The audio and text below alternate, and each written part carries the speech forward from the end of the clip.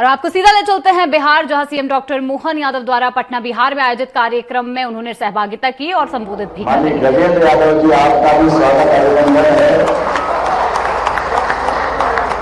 इस अवसर पर पूर्व केंद्रीय मंत्री माननीय रामकृपाल यादव जी, जोरदार अभिनंदन रामकृपाल यादव जी का भी। हमारे यहाँ के विधायक, मेरे विद्यार्थी परिषद के साथी माननीय संजीव चौरसिया जी, आपका भी स्वागत अभिनंदन है।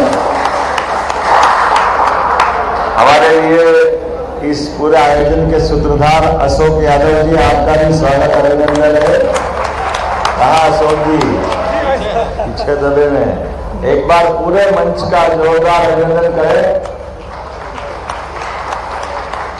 मैं अपनी ओर से, मध्य प्रदेश सरकार की ओर से, कई कारण से बिहार की आज की हमारी इस, खासकर आपने जो सब्जेक्ट दिया है, भगवान श्री कृष्ण के विचारों का जन समरस सांस्कृतिक सम्मेलन, मैं अपने राज्य की दृष्टि से आपके इस उदात्त विचार का, क्योंकि भगवान कृष्ण के जीवन के विविध पक्षों में अगर पूरे देश में किसी राज्य का नाम अगर भगवान कृष्ण पे है तो वो अकेला एक बिहार है। बोला वृंदावन बिहारी लाल। हमारे लिए अलग ही प्रकार का एहसास होता है बिहार की धरती पर जब बिहार में आते हैं और गोपाल कृष्ण की जय बोलते हैं, तो उसका आनंद ही अलग होता है। और इसका आनंद तो तब और बढ़ जाता है जब भगवान कृष्ण के अलग अलग जीवन के पक्षों को देखें तो हर एक बार उनके जीवन से जीने की ललक अलग प्रकार से मिलती है। हमारी सरकार ने, मध्य प्रदेश सरकार ने हमारे राज्य के अंदर हर नगर पालिका, निगम, नगर पालिका और नगर परिषद तक गीता भवन बनाने का निर्णय किया है पूरे प्रदेश के अंदर। और इतना ही नहीं, भगवान कृष्ण की लीलाएं हम सब जानते हैं, जो द्वारका का महत्व है, मथुरा का महत्व है, ऐसे में भगवान कृष्ण की शिक्षा उज्जैन में हुई है।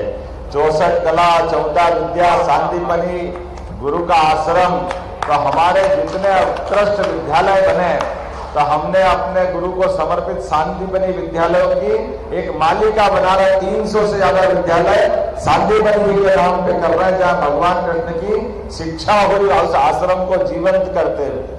ऐसे एक नहीं, कई सारी चीजें जहाँ जहाँ भगवान की लीला हुई है, प्रत्येक स्थान पर तीर्थ बनाते हुए हमने कहा कि भगवान का निमित्त मनुष्य के जीवन में, उनके जीवन के सभी पड़ावों पर एक से बढ़कर एक हमको ये ध्यान में आता है कि भगवान कृष्ण के उस गौरवशाली अतीत को अगर स्मरण करें तो जो कंस से लड़ रहे, भगवान कृष्ण का उस समय की आयु तो उनकी 11 ही साल थी, लेकिन छोटी आयु में भी बड़े से बड़े आदमी से लड़ने की हिम्मत अगर किसी में हो सकती है तो यदुकुल गौरव भगवान कृष्ण में ही हो सकती है। हमारा वो गौरवशाली अतीत हमको याद दिलाता, जिसके बलबूते पर दुनिया भगवान को एक अलग रूप में देखती और हमने उनका पूरा जीवन देखा।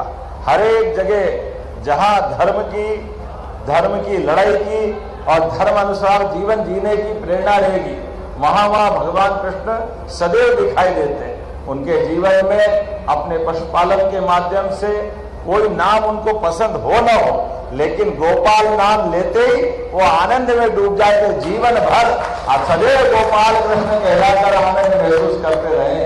उनके जीवन में प्रकृति के साथ जीते हुए सभी प्रकार के संसाधन पर समाज का हक होना चाहिए। इसलिए जमुना जी के अंदर भी जल की शुद्धता के लिए कालिया नाग ने कब्जा कर लिया, तो कालिया मर्दन करके भगवान कृष्ण ने एक अलग रोल अदा किया, जिनके माध्यम से समाज के संसाधनों पर जिसका हक है वो उसको मिलना चाहिए। ऐसी एक नहीं, बहुत सारी बातें हैं, लेकिन आज थोड़ी समय की कमी है। लेकिन हमको लगा कि अपने इस बिहार के अंदर पटना में, जहां बिहार के अंदर भगवान कृष्ण के पुत्र सांब ने एक सूर्य मंदिर बनाया और सूर्य मंदिर बना करके उस काल के युग को जीवंत किया। और बिहार की धरती तो सदैव हर काल में, हर युग में अलग अलग प्रकार से सबको अपने अलग अलग रूप से परिचित कराती आई।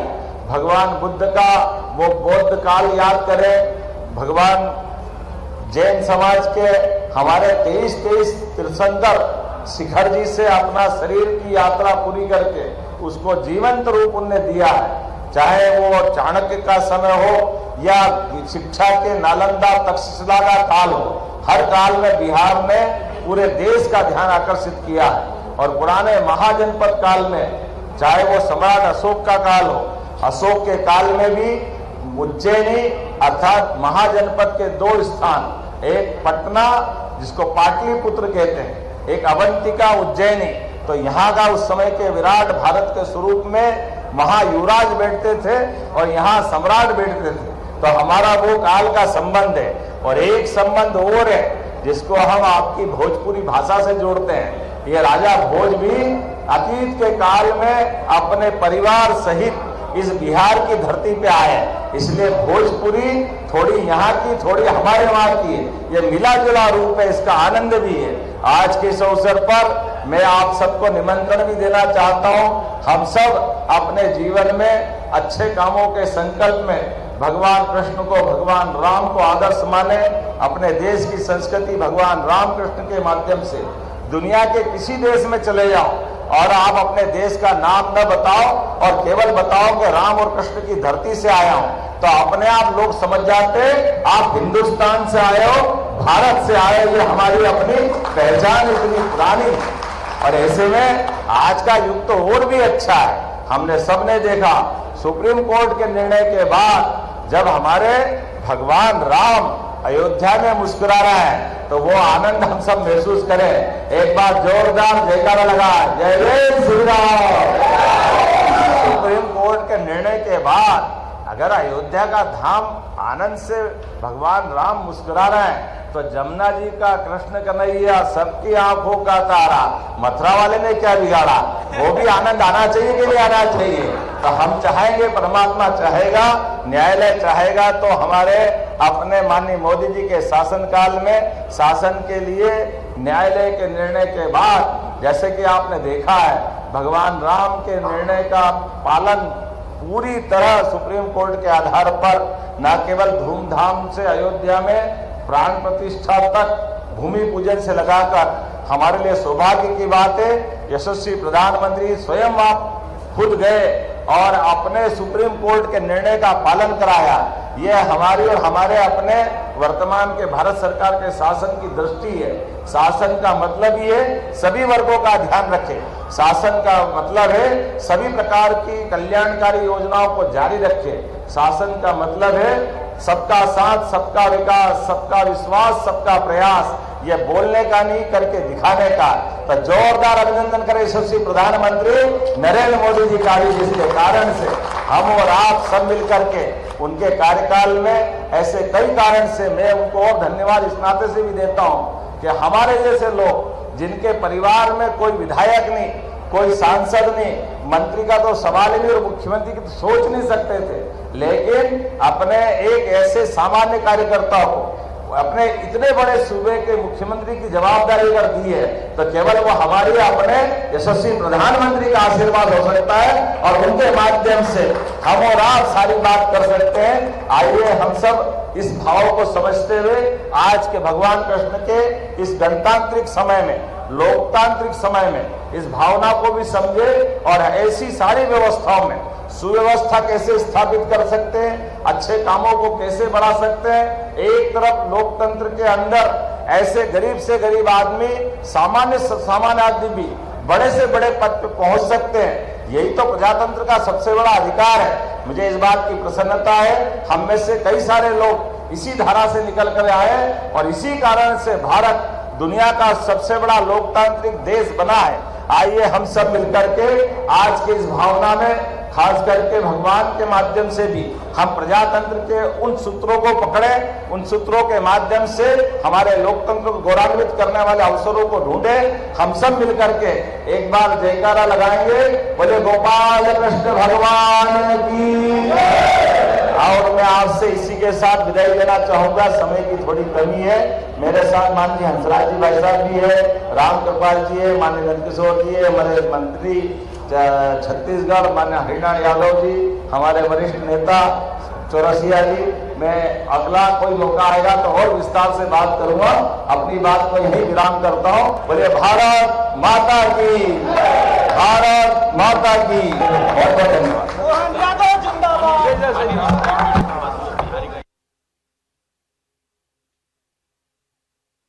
पटना में क्रिसेंट गार्डन का शुभारंभ सीएम डॉक्टर मोहन यादव ने किया। स्थानीय कार्यक्रम में वे शामिल हुए और संबोधित भी किया और जिस तरीके से एक बड़ी सौगात पटना वासियों को दी है, इसे लेकर भी उन्होंने जानकारी दी है। तो आपको बता दें कि क्रिसेंट गार्डन पटना से ये सीधी तस्वीरें आपने देखी। सीएम डॉक्टर मोहन यादव ने पटना में क्रिसेंट गार्डन का शुभारंभ किया। एक बड़ी सौगात यहां पर दी गई है और इसे लेकर संबोधित भी उन्होंने किया है। तो बता दें कि स्थानीय कार्यक्रम में शामिल होने पटना पहुंचे सीएम डॉक्टर मोहन यादव। स्थानीय कार्यक्रम में वे पहुंचे जहां उन्होंने कई बड़ी सौगात दी। इतना ही नहीं बल्कि क्रिसेंट गार्डन को लेकर भी एक नई सौगात और शुभारंभ उन्होंने किया है और संबोधित भी करते हुए नजर आए।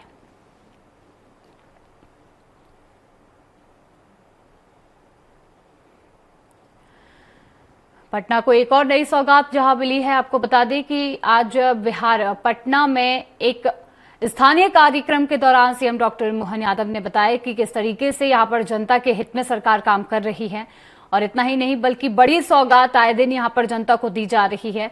और इसी बीच क्रिसेंट गार्डन को लेकर भी यहां पर उन्होंने कई सारी बातें कही। इतना ही नहीं बल्कि यहां पर क्रिसेंट गार्डन का शुभारंभ किया और स्थानीय कार्यक्रम में भी वे शामिल हुए।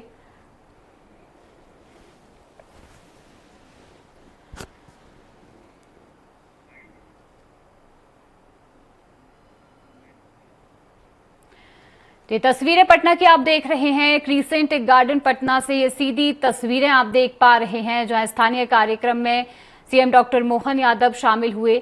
कार्यक्रम का भव्य आयोजन हो रहा है और आपको बता दें कि इस आयोजन में उन्होंने संबोधित भी किया है। नमस्कार, आप देख रहे हैं स्वराज एक्सप्रेस। मैं हूं आपके साथ राघवेंद्र। सीधे आपको इंदौर लिए चलता हूं जहां इंदौर में परिक्रमा कृपा सार पुस्तक के विमोचन कार्यक्रम में मुख्यमंत्री डॉक्टर मोहन यादव शामिल हुए।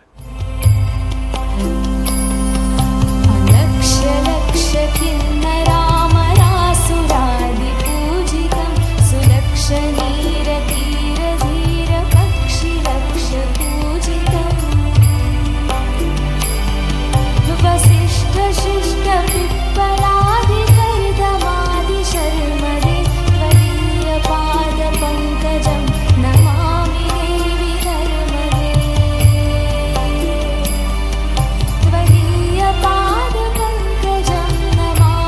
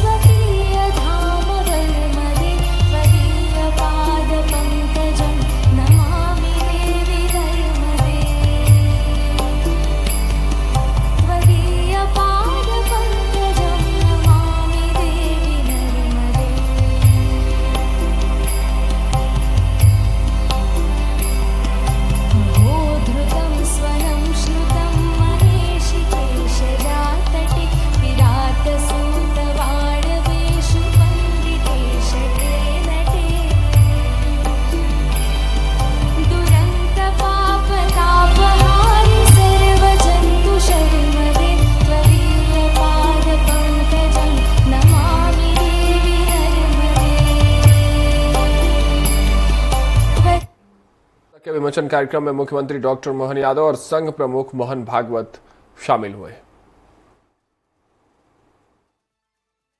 खंड सेवा संस्थान के पदाधिकारी श्री नरेंद्र बजाज जी, श्री आचार्य जगेंद्र जी एवं डॉक्टर सुशील गुप्ता जी को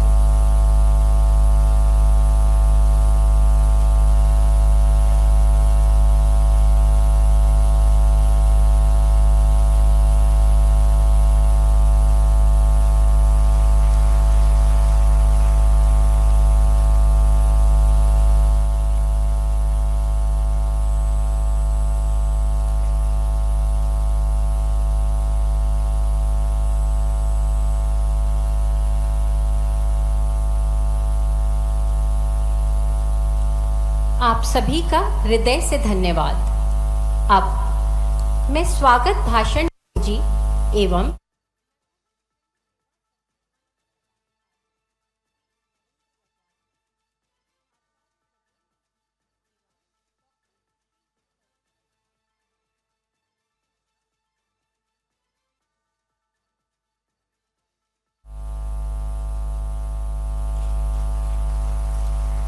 माननीय मुख्यमंत्री जी से अनुरोध करती हूं कि वे महामंडलेश्वर ईश्वरानंद जी का भी स्वागत करें। आपका सहृदय धन्यवाद। अब मैं महामंडलेश्वर ईश्वरानंद जी के स्वागत हेतु आमंत्रित करती हूं प्रहलाद जी के अनुज जालम सिंह जी एवं नर्मदा खंड सेवा संस्थान के पदाधिकारी श्री नरेंद्र बजाज जी, श्री आचार्य जगेंद्र जी एवं डॉक्टर सुशील गुप्ता जी को।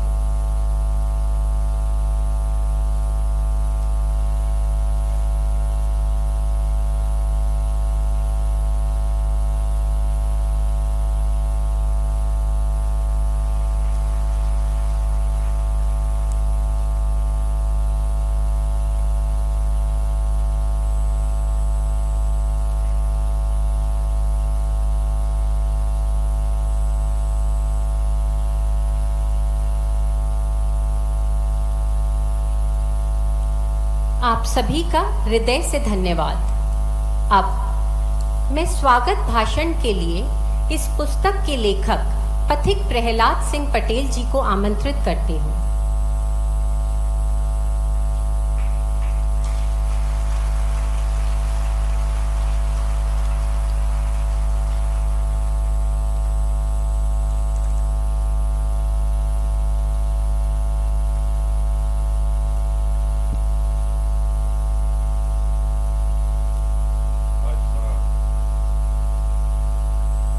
की कृपा का दिन है।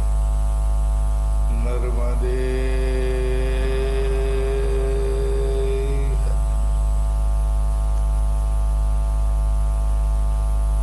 मेरी बुद्धि के प्रभाव से दूर आज का ये शुभ दिन,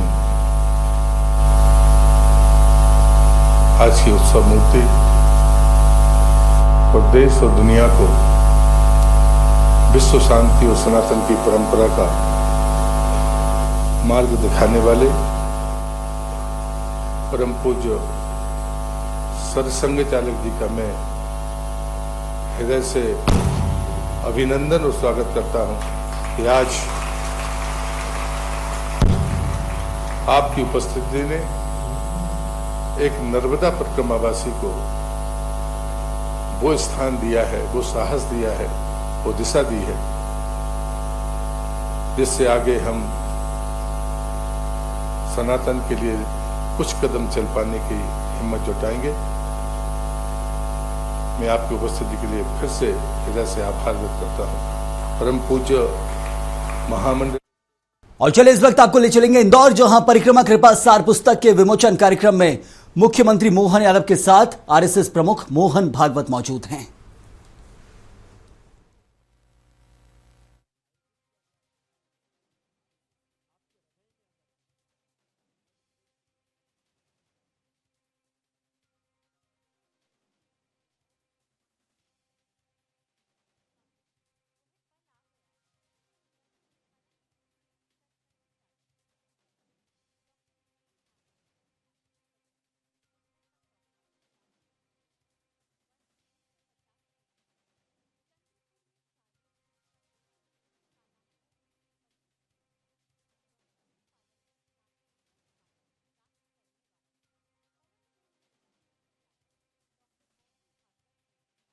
अध्ययन पूरा कर जीवन समाज कार्य के लिए समर्पित कर दिया। वर्ष 1974 में आप राष्ट्रीय स्वयंसेवक संघ के प्रचारक बने। वर्ष 1974 से 1986 तक आपने नगर, जिला, विभाग, प्रांत तथा क्षेत्र प्रचारक के दायित्व का निर्वहन किया। वर्ष 1986 में आप अखिल भारतीय शारीरिक प्रमुख एवं 1999 से अखिल भारतीय प्रचारक प्रमुख बने। वर्ष 2000 में आप माननीय सरकार्यवाह के रूप में निर्वाचित हुए। वर्ष 2009 से परम पूजनीय सरसंघ चालक के गुरुतर दायित्व का निर्वहन कर रहे हैं। संपूर्ण भारत सहित विश्व के अनेक देशों में आपका निरंतर प्रवास होता है तथा स्वयं सेवकों सहित समाज को आपका मार्गदर्शन प्राप्त होता रहता है। मैं पूरे सम्मान और आदर के साथ आपसे अनुरोध करती हूँ कि अपने प्रेरक आशीर्वचनों से हम सभी को अनुप्राणित करें।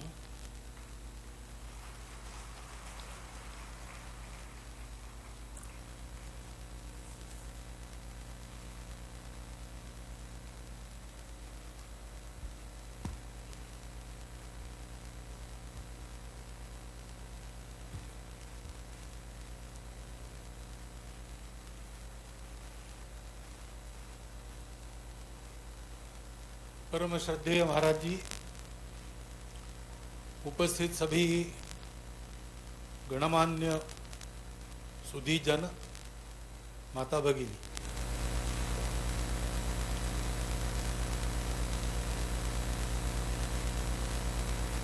उत्सव मूर्ति ऐसा कहा गया मेरे बारे में। मैं उत्सव मूर्ति नहीं हूं। आज उत्सव है परिक्रमा नामक पुस्तक के विमोचन का।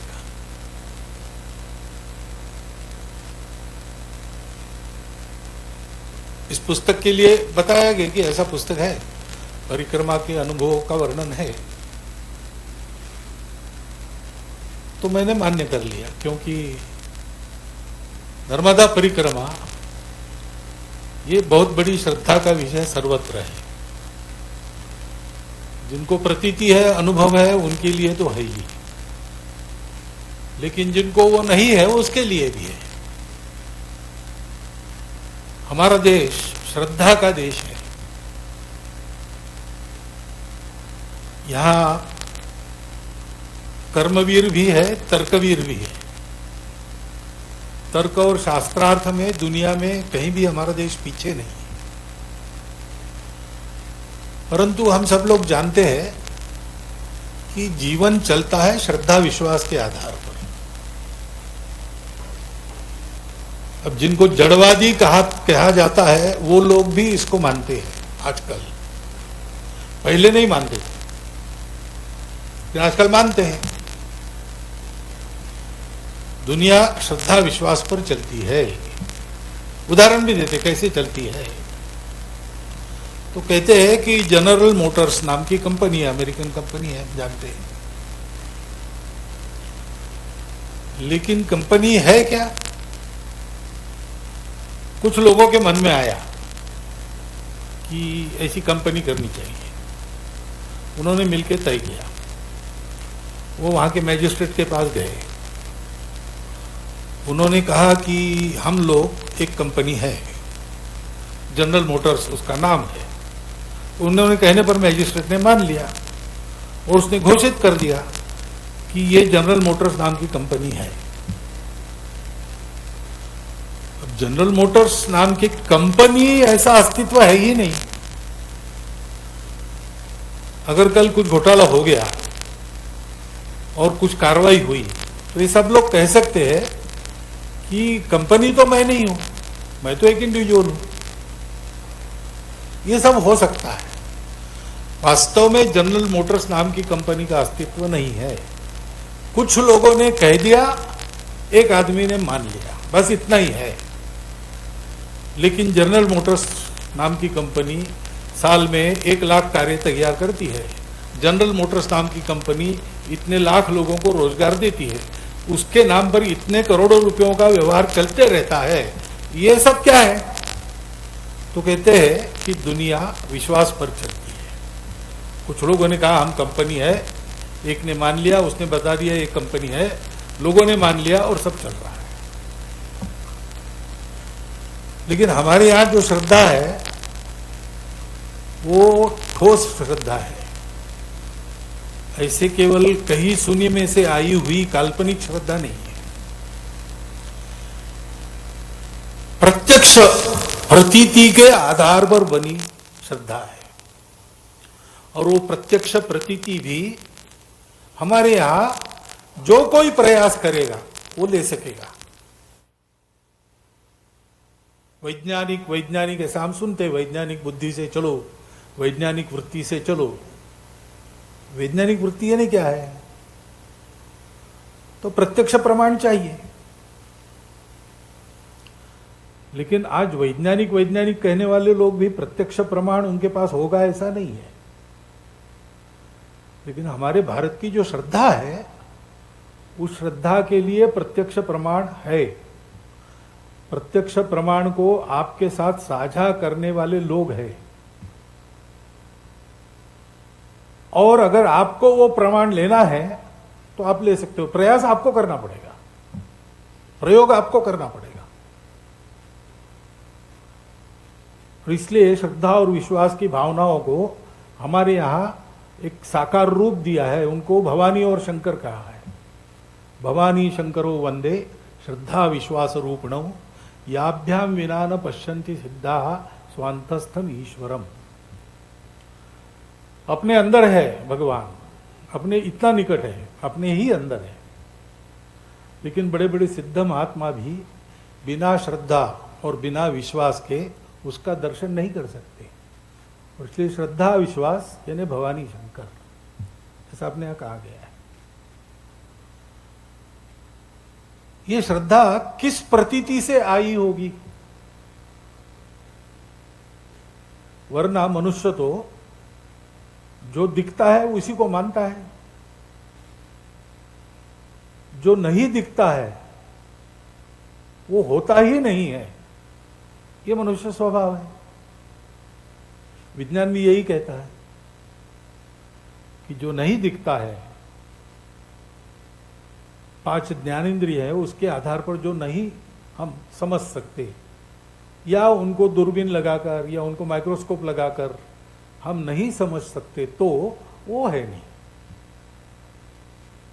लेकिन हमारे यहां ऐसा नहीं है। हमारे यहां ये कहा गया कि इसके भी आगे है। अपने उपनिषद है, उपनिषद पुराने उपनिषद है, नए उपनिषद है, कालक्रम के अनुसार उनकी रचना करते हैं। और फिर देखते हैं तो ध्यान में आता है कि जो पुराने उपनिषद है वो सत्य को बाहर खोज रहे हैं। सत्य वायु में है क्या? सत्य अग्नि में है क्या? सत्य आकाश में है क्या? जैसे जैसे वो नए यानी प्राचीनता छोड़कर अर्वाचीन काल में आते हैं तो ये बाहर की खोज बंद हो गई, क्योंकि बाहर की खोज में मिला कुछ नहीं मिलता है। सत्य और सुख बाहर मिलता नहीं है। जो मिलता है वो तात्कालिक होता है, ज्यादा होने पर फीका हो जाता है। एक बार मिल गया तो बार बार चाहिए। वो हमारी सुख की तृष्णा को तृप्त नहीं कर सकता। और मनुष्य की खोज है नित्य निरंतर प्राप्त होने वाला, कभी फीका न पड़ने वाला सुख चाहिए। तो बाहर मिलता नहीं। रसगुल्ला खाएंगे, कितना खाएंगे? 1 खाएंगे, 2 खाएंगे, 5 खाएंगे, 10 खाएंगे। होड़ लगाकर 100 खाने वाले भी लोग हैं। लेकिन उनको भी एक क्षण आता है जब रसगुल्ला देखने के बाद उल्टी हो जाती है। तो रसगुल्ले में सुख नहीं खोजो, रसगुल्ले में सुख नहीं है। उसकी अति हो गई तो वो सुख दुख बन जाता है। पर्याप्त मिलने के बाद भी कल फिर से लगता है कि चाहिए। आज तृप्त हो गए, इतना तृप्त हो गए कि अब सामने आया तो उल्टी करेंगे। लेकिन एक रात गुजरने के बाद दूसरे दिन पूछे तो और 5 ले लेंगे। बाहर सुख नहीं मिलता है, सुख तो अपने अंदर है। ये जब पता चला तो हमारे पूर्वजों ने अंदर खोजना प्रारंभ किया, बाकी दुनिया रुक गई। उसने अंदर खोजने का कष्ट नहीं किया, हमने अंदर खोजा। और खोजते खोजते हमारे पूर्वजों को एक सत्य मिल गया। उस सत्य ने उनको ये बताया कि सब में वही सत्य है, सब है ही नहीं, सब ये भ्रम है, एक ये सत्य है।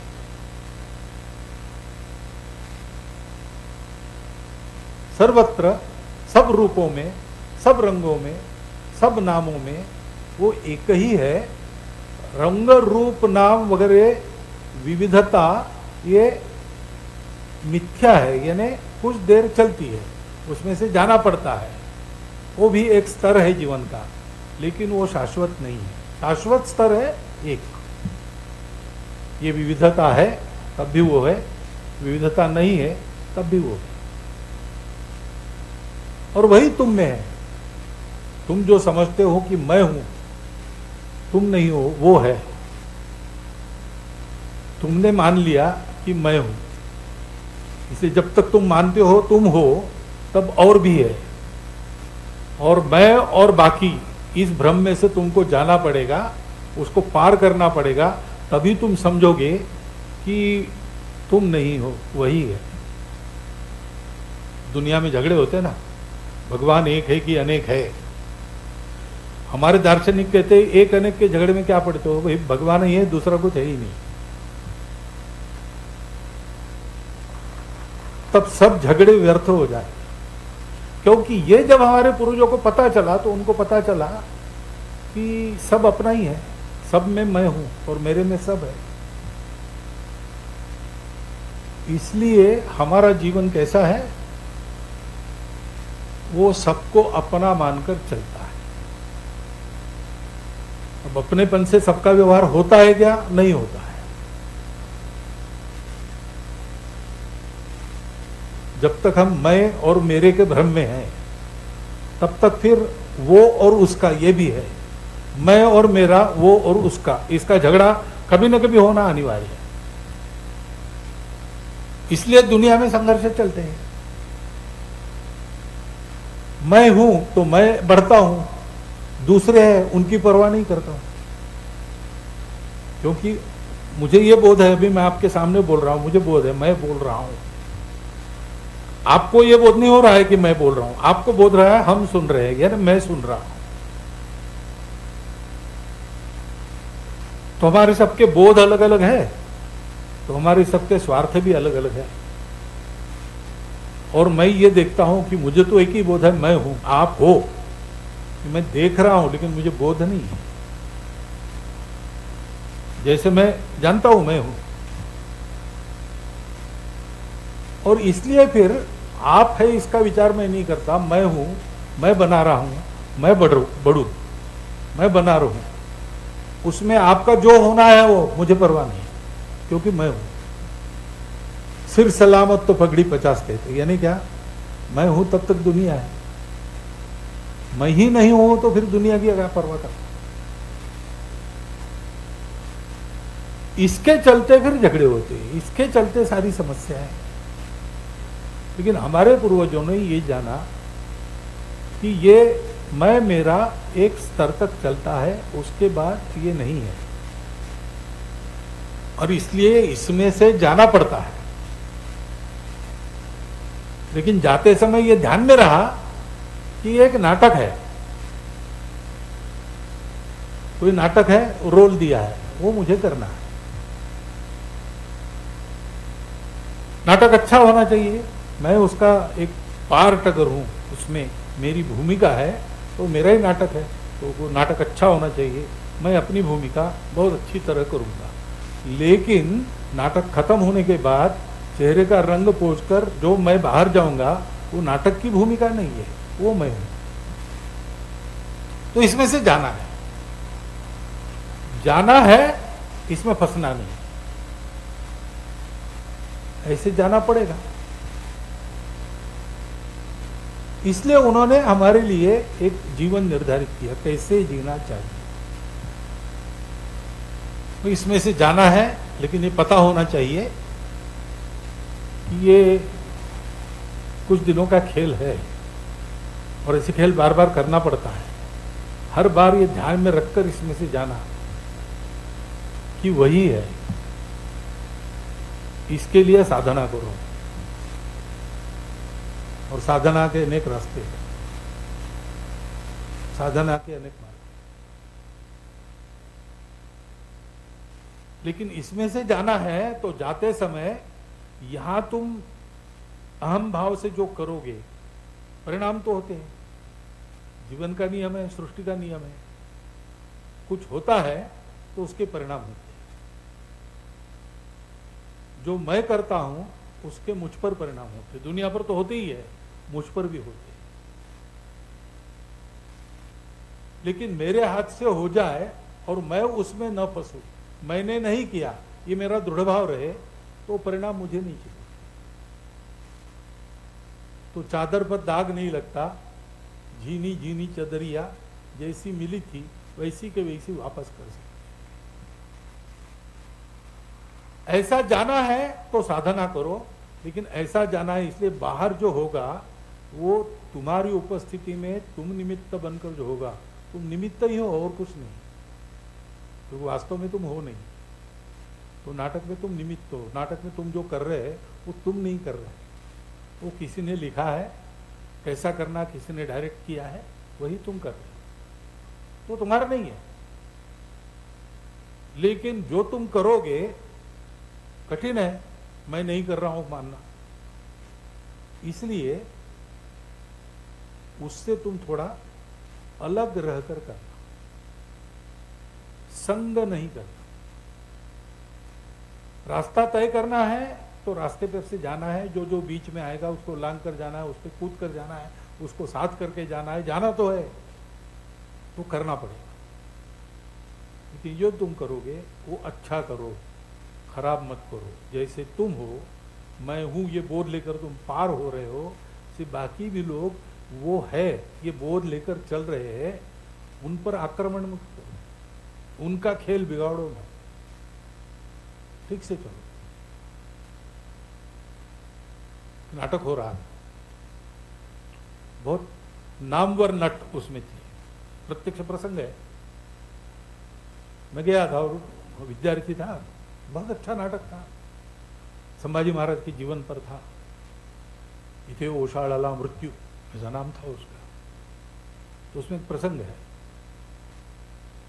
कि औरंगजेब अपने सरदारों को डांटता है कि तुम लोगों में कुवत नहीं है इनसे लड़ने की, क्योंकि ये गुण वर्णन करता है, ये लोग ऐसे हैं, इनसे तुम पार नहीं पा सकते, और खूब क्रोधित होकर डांटता है। ऐसा प्रसंग है। अब नाटक की भूमिका में भी शायद उस दिन औरंगजेब की भूमिका करने वाले जो प्रसिद्ध थे, वो शायद अपनी जो इस दुनिया की असली पहचान है, जो नाम है उनका, जो जीवन है, वो शायद थोड़ा सा याद रखे थे, भूले नहीं थे। पूरा औरंगजेब होकर काम शायद नहीं कर रहे होंगे, पता नहीं क्या है। तो डांटते डांटते औरंगजेब ने सरदारों को कह दिया, गेट आउट, तुम बाहर जाओ। अब औरंगजेब ने अंग्रेजी में गेट आउट कहा। लोग हंसे लेकिन भूल गए, क्योंकि इतने महान अभिनेता थे कि चलो ऐसा दाग लगने से उनको नजर नहीं लगेगी किसी की, यही हो गया, इतना अच्छा अभिनय करते। ठीक है, वो प्रसंग आएगा, लेकिन बाद में नाटक समाप्त हो गया। हम 3-4 मित्र थे कॉलेज के, जाने के पहले कॉफी पी के जाना, इसलिए सामने एक होटल है उसमें गए। तो वहां हमने देखा कि वो और संभाजी का काम करने वाले 3-4 नट वहां बैठे थे, कॉफी सामने पड़ी थी और ये रो रहे थे, ये मेरे से गलती कैसे होगी। कैसे करना, तन्मयता से करना। गीता में कहा है, सत्ता कर्मण्य विद्वांसो, कर्म में सख्त होकर जुड़कर करने वाले अविद्वाओं से या न जानने वाले लोग जैसे करते हैं, जानने वाला भी वैसे ही करता हुआ दिखता है, लेकिन वो जुड़ा हुआ नहीं होता। अभी कितनी कठिन बात है, लेकिन ये सहज हमारे लिए करने का वातावरण हमको हमारे आध्यात्मिक महापुरुषों ने दिया। मैंने कहा ना, अनेक मार्ग होते हैं साधना के, तो एक ज्ञानेश्वर महाराज ने वर्णन किया है। एक रास्ता ऐसा होता है कि पंछी झाप एकदम उड़कर जो चाहिए उस पर झाप देकर उसको पकड़ के ले लेता है, एक झाप में काम हो जाता है। ऐसे कुछ लोग होते हैं, वो उस प्रकार सीधा वहीं जाते हैं। शंकराचार्य जैसे हो गए, बचपन में ही सारे मोह त्याग कर निकले, श्रेय को प्राप्त कर लिया। लेकिन कुछ लोगों का ये सामर्थ्य नहीं होता। तो बिल्कुल सामान्य व्यक्ति का मार्ग कैसे है, जैसे चींटी चलती है, छोटे छोटे कदमों से जाती है, उसी फल को खाने के लिए जाती है, जिसको पंछी एक झाप मारकर उसका रस चूस लेता है। ये चलकर जाती है, धीरे धीरे कब पहुंचती है पता नहीं, लेकिन पहुंचती है और अपने छोटे से मुंह से जितना मुंह में आता है उतना रस चूसती है। इसको पिपीली का मार्ग होता है। सब प्रकार के लोग हैं दुनिया में, तो सबके लिए रास्ते हैं और उन सब की मान्यता है। इसमें छोटा बड़ा नहीं है, इसमें छोटा बड़ा नहीं, बस अपने रास्ते को पहचान पर उस पर आप कैसे लगे हो, इसी की बात रही। और इसलिए कभी कभी उत्तम रास्ते को मनोयोग से करने वालों को भी जो नहीं प्राप्त होता है, वो सामान्य लोगों को उनके ये चींटी वाले कदम से मिलता है। वो है ना, शेष महेश गुणेश दिनेश सुरेश उजाऊ निरंतर ध्यावई, जाही अनादि अनंत अखंड अछेद अभेद सुवेद बतावई, नारद से सुख व्यास रटे पछी हारी थके, पुनि पार न पावई, ताई अहीर की छोहरिया छछिया भरी छाछ पे नाच नचावे। वो हमारे पूर्वजों के उपकार है कि हम सबके लिए उन्होंने ये द्वार खोल दिया है। और इसलिए ये भाव बल अगर मन में है तो ये सुलभ है। ये सारा जो मैं क्या कह रहा हूं शायद मुझे भी समझ में आया, कितना पता नहीं, प्रतीति तो बिल्कुल है नहीं, लेकिन ये समझ में न आने वाली बातें भी, नर्मदा किनारे पर जाकर बैठो, जैसा स्वामी जी ने कहा, बस एकाग्र होके देखो, नर्मदा जी का दर्शन करो, तो ऐसी नाटक वाली दुनिया से अलग होकर अपने असली स्व में आ जाते हो। क्षण भर क्यों न हो, ये प्रतीति हर बार आती है, लेकिन वो भक्ति चाहिए, वो भाव चाहिए। नर्मदा का पानी है ना, हाइड्रोजन ऑक्साइड है, ऐसा जिनका पक्का मत है उनके लिए नहीं है, उनके लिए नहीं है, क्योंकि भाव ही परमेश्वर है, भाव ही सत्य है, बोध ही सत्य है। हम है या नहीं क्या है, हमको लगता है मैं हूं इसलिए मैं हूं, वो विचार नहीं है, वो अंदर से स्फुरण है। सो जाते हैं, गहरी नींद सो जाते हैं, तब शरीर तो सोता ही है, मन भी, बुद्धि भी सो गई है, सब स्वप्न भी नहीं आता, लेकिन जगने के बाद हम कहते हैं आज मस्त नींद आ गई। अरे किसको आ गई, तुम तो थे ही नहीं, तुम्हारा शरीर भी मर गया था, मन भी मर गया था, बुद्धि भी मर गई। तो जो गहरी नींद आई वो किसको आई, वो जो है वो बोध है, वही हमारा स्वरूप है। और अपने इस बोध का बोध कराने वाली नर्मदा मैया है।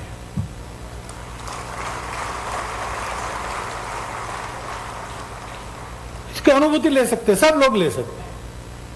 वो मैया है, वो योग्यता नहीं देखती, मेरा पुत्र मेरिट में आने वाला विद्यार्थी है कि स्कूल छोड़कर इधर उधर दंगा करने वाला असमंजस ऐसा बालक है, वो देखती नहीं, वो अपना बालक है, वो दोनों को देती है, समान देती है। थोड़ा जाकर बैठो वहां पे। ऐसा ये सर्वत्र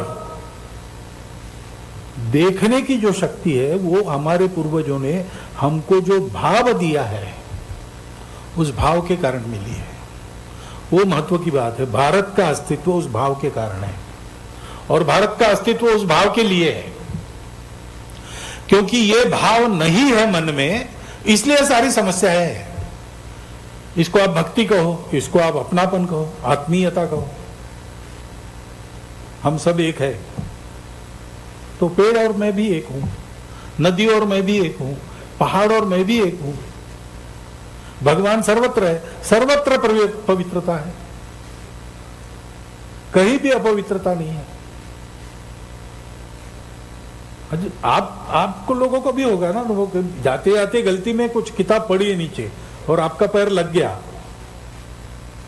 तो कुछ लोग तो तुरंत झुककर नमस्कार करते, कुछ लोग जाते जाते ऐसा कर लेते हैं, लेकिन करते जरूर है, क्योंकि हमको बचपन से यही पढ़ाया है, वो विद्या है। अरे वो कागज है, कागजों का पुलिंदा नहीं भाई, विद्या है, वो सरस्वती माँ, उसमें पवित्रता है, उसमें चैतन्य है। सब जगह इस चैतन्य और पवित्रता को देखने का भाव जो भारत को दिया है, उसके चलते भारत जब सिरमौर देश था 3000 वर्षों तक दुनिया में कोई कलह नहीं हुआ है, पर्यावरण कभी बिगड़ा नहीं है, तकनीकी प्रगति बड़ी ऊंची थी,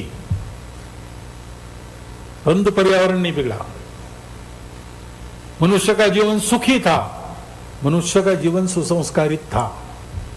अब प्रमाण है, एक विलियम डैलीरिम्पल है, उसकी नई पुस्तक आप पढ़िए, the golden way, golden gate, gold नहीं, दूसरा कुछ है,